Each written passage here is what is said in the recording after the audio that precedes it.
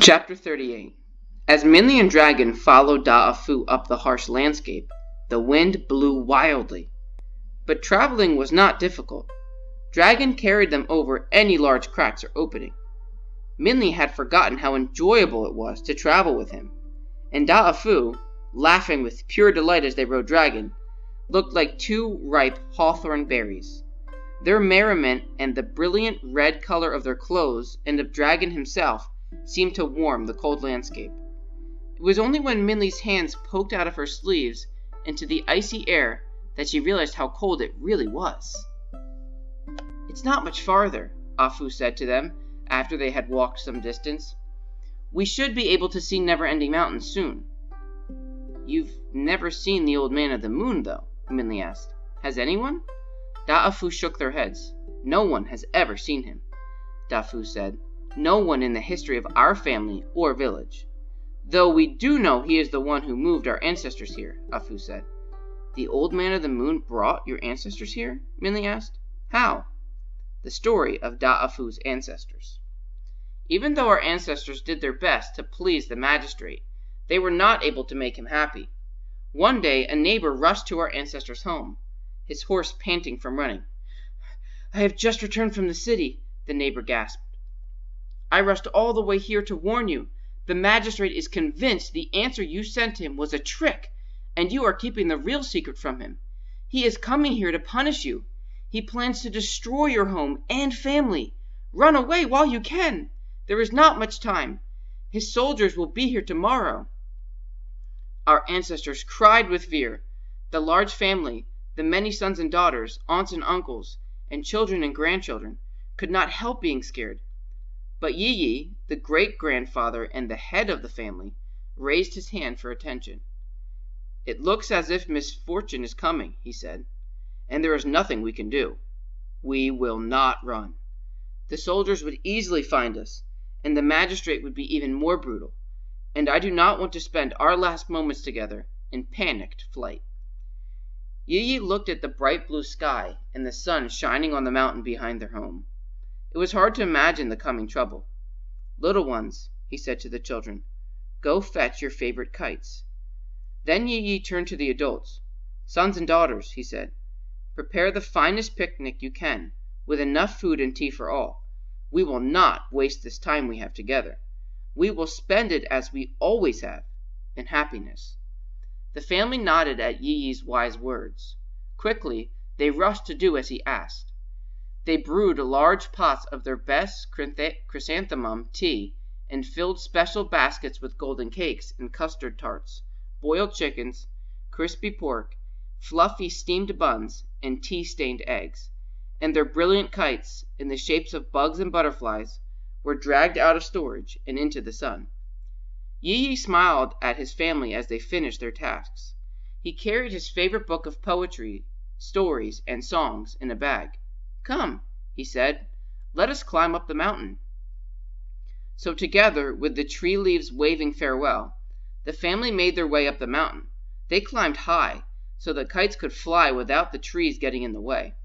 When there was nothing between them and the sky, they stopped. And they had a delightful time. The children laughed as their kites soared in the wind. The women smiled as they sipped the tea, and the men happily ate the delicious treats. Yi recited poetry that made the women sigh, told stories that made the men gasp, and sang songs that made all the children join in. But all too soon, the day was ending. The moon was already rising in the sky when the children were told to wind the strings of their kites. "Why bring the kites down?" an older boy asked. "This will be the last time we will be able to play with them." "Yes," a girl said. "Let them fly for as long as they can." So instead of bringing the kites in, they cut the strings. As the kites were freed, a strong gust of wind burst from the sky. One by one, the butterflies and dragons disappeared as if flying home to the moon. As the kites vanished from sight, there was a sad sigh. No one spoke, but they all wished for an escape from tomorrow's tragedy. Quietly, the family packed their belongings and began to climb down the mountain. They walked a long time, so long that the moon rose overhead and they began to shiver with cold. "Are we lost?" a child asked. "This does not look like the way home." "That's impossible," his mother told him. "How can we be lost? There is no other direction than down." "But the boy is right," Yi said. "Look at the rock before us. We have climbed this mountain many times, yet I have never seen this rock, or any rock of this type before." "And there are no trees," a young girl said. "Always there were trees below us, and now there is just more rock." "It's colder too," another said. "It is much too cold for an early autumn night." "What has happened?" a woman asked. "I think," Yi said slowly, "we are no longer on our mountain. Somehow we are on a different one."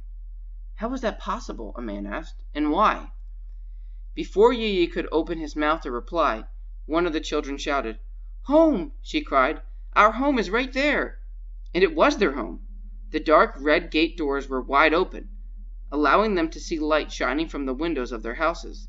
Their chickens squawked a greeting, and their dogs jumped through the gate with cheerful barks. Our ancestors couldn't believe it. Dirty pots and pans that they had left in the morning were still in the wash basin.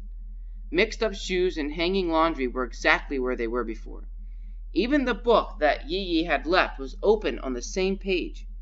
Yi walked from room to room and house to house, with the family following like a parade. Finally, he found a slip of bright silk stuck in the hinges of the gate doors. He turned around to look at the family crowding about him. "It is a miracle," he said to them. "We have been moved here, beyond the magistrate's reach. We are saved." The family cheered, but could not help asking, "How? Who did this?" Yi looked at the empty land around him, and the dark blue sky with the moon above, and then at the thin strip of silk in his hand. "This silk is from one of the children's kites. The kites brought our wishes up to the old man of the moon, and he must have decided that our destinies lay here," Yi said, and he motioned upward. "For there is only one other here with us tonight. It is only us and the moon." "And your family has been here ever since?" Dragon asked. Both children nodded. "For over 100 years, our family has lived on the mountain, and we keep growing. Sometimes we travel down the mountain. Sometimes people come to us. Anyone who visits is welcome to call our place home." "So," Minli began, but her words died away as Dafu pointed toward the horizon. Minli and Dragon followed his hand and finally saw what could only be Never-Ending Mountain, home of the Old Man of the Moon.